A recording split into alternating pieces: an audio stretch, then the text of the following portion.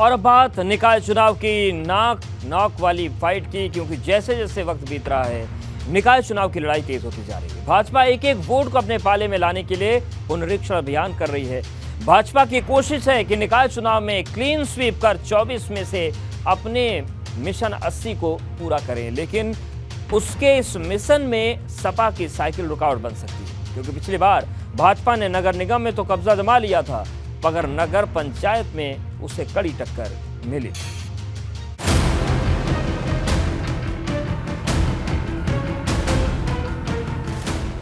निकाय चुनाव की लड़ाई एक एक वोट पर आई। भाजपा का नॉक नॉक प्लान, मतदाताओं को जागरूक करने का ऐलान।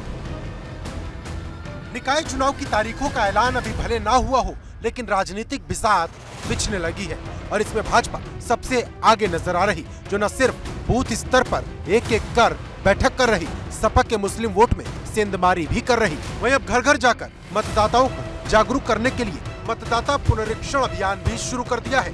इसके जरिए भाजपा न सिर्फ मतदाता सूची में छूटने वाले नामों को जोड़ेगी, बल्कि एक एक वोट को अपने खाते में जोड़ेगी। इसके लिए भाजपा ने अपने क्षेत्रीय अध्यक्ष, जिलाध्यक्ष और जिला प्रभारियों को मैदान में उतारा है। भाजपा की हमेशा रणनीति रहती है कि अपने कार्यकर्ता को आगे बढ़ाना और कार्यकर्ता के साथ साथ हमें सीट जीतनी है, तो हमें दोनों विषयों को ध्यान में रखना है। अपनी पार्टी के कार्य के विस्तार की दृष्टि से जिन कार्यकर्ताओं ने बहुत योगदान हमारा रहा है पार्टी को यहाँ तक लाने में, उन्हें भी सम्मान से आगे बढ़ना है और निश्चित रूप से जीतना भी है। दोनों संकल्प के साथ हम लोग आगे बढ़ेंगे। दरअसल 2017 में 3 करोड़ 32 लाख वोटर थे, लेकिन इस बार निकायों की संख्या बढ़ी है तो वोटर की तादाद भी बढ़ना तय है, क्योंकि प्रदेश सरकार ने समय समय पर नए निकायों के गठन और मौजूदा निकायों के विस्तार के जो निर्णय लिए, उसमें कुल 82 नए निकाय बने हैं, जिसमें अब नगरीय निकायों की कुल संख्या 734 हो गई है।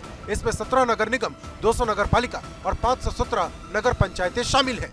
अब बड़ा सवाल यह है कि क्या भाजपा निकाय चुनाव की इस जंग में हर मोर्चे पर सफल होगी, क्योंकि पिछली बार भाजपा ने नगर निगम में तो कब्जा जमा लिया था, लेकिन नगर पंचायत में उसे कड़ी टक्कर मिली थी। लेकिन इस बार भाजपा हर मोर्चे पर पूरी तैयारी कर रही, वो न सिर्फ एक एक वोट को जोड़ने में लगी है, बल्कि सपा के वोट बैंक को भी रिझाने में लगी है, जिसकी एक बड़ी तस्वीर भाजपा के अल्पसंख्यक सम्मेलन में सामने आई थी। अब सवाल बड़ा है, क्या सपा भाजपा को टक्कर दे पाएगी या फिर भाजपा की बूथ लेवल वाली तैयारी के सामने धराशायी हो जाएगी। Bureau report, ABP Ganga.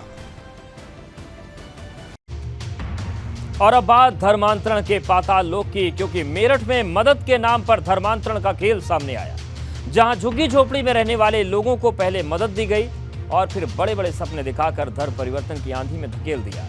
लेकिन अब धर्मांतरण की साजिश ने यूपी की राजनीति में भूचाल ला दिया है। पुलिस ने 9 लोगों के खिलाफ मुकदमा दर्ज किया, लेकिन बड़ा सवाल यह है कि इस धर्मांतरण का मास्टरमाइंड कौन है।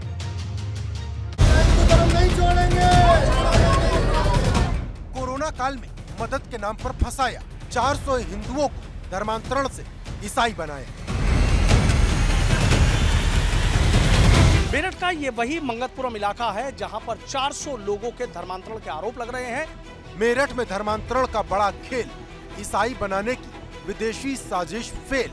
इसमें जेल जाएंगे, रासुका लगेंगे, इन पे देशद्रोह के मुकदमे लगेंगे, ये जेल से बाहर भी नहीं आएंगे। मेरठ में लालच देकर जबरन 400 लोगों का धर्म परिवर्तन कराने के मामले ने पूरे देश में हड़कंप मचा दिया है, क्योंकि जिस वक्त देश पर कोरोना का साया था, तब मदद के नाम पर मेरठ में धर्म परिवर्तन का गंदा खेल खेला जा रहा था।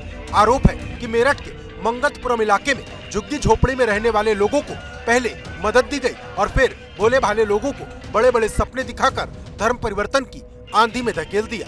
लेकिन शनिवार को जब सैकड़ों की संख्या में इलाके के लोग मेरठ के एसएसपी ऑफिस पहुंचे, तब खुफिया तंत्र की पैरों तले जमीन खिसक गई, क्योंकि लंबे समय से मेरठ में धर्मांतरण चल रहा था, लेकिन किसी को कुछ नहीं पता चला, क्योंकि धर्मांतरण के बाद न सिर्फ लोगों को हिंदू देवी देवताओं की पूजा से रोका जा रहा था, बल्कि इलाके में एक अस्थायी रूप से चर्च भी बना दिया गया। झुग्गी झोपड़ी का ये इलाका है। पूरी तरीके से यहाँ जो गरीब तबके के लोग हैं वो रहते हैं। आप ये देखिए कि गलियों के नाम पर यहाँ सिर्फ एक छोटा सा और संकरा सा जो रास्ता है वो यहाँ आपको नजर आ जाएगा, और कहीं ऐसा नहीं है। देखिए किस तरीके से, कितनी मजबूरी में, परेशानी में ये लोग रह रहे हैं।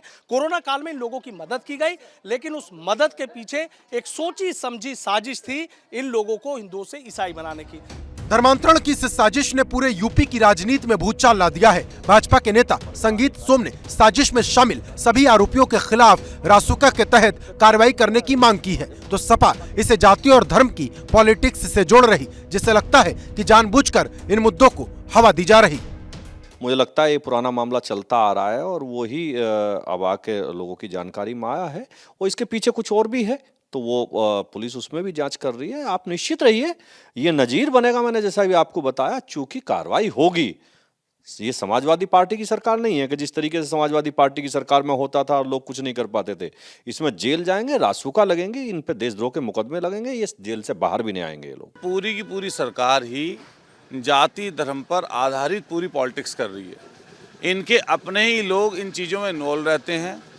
आप कहीं पर जाकर देख लीजिए, ये पहले इश्यू बनाते हैं जिससे जातीय धार्मिक उन्माद बने, और फिर उस इश्यू को ऐसे करके जनता को दिखाते हैं जिससे उनको नजर आए कि हम लोग बहुत सख्त हैं। वहीं इस मामले को गंभीरता से लेते हुए पुलिस ने प्रार्थना पत्र के आधार पर 9 लोगों के खिलाफ ब्रह्मपुरी थाने में मुकदमा दर्ज किया है। कुछ लोग इनके पास आकर कहे कि आप लोगों ने क्रिश्चियनिटी अडॉप्ट कर ली है, अब आप लोग हिंदू देवी देवताओं की पूजा न करें और इन मूर्तियों को तोड़ दें। इस तरह की एप्लीकेशन प्राप्त हुई थी। एप्लीकेशन के आधार पर थाना ब्रह्मपुरी पर unlawful conversion of religion act के तहत अभियोग पंजीकृत किया गया है। इसमें 9 व्यक्तियों को आरोपित बनाया गया है। विवेचना थाना ब्रह्मपुरी पुलिस द्वारा की जा रही है। साक्ष्य के आधार पर आगे की कार्रवाई अमल में लाई जाएगी। लेकिन सवाल बड़ा है कि धर्मांतरण की इस विदेशी साजिश का मास्टरमाइंड आखिर कौन है? किसने पैसों का लालच देकर गरीबों की मजबूरी का फायदा उठाया? मेरठ से तनुज शर्मा, एबीपी गंगा।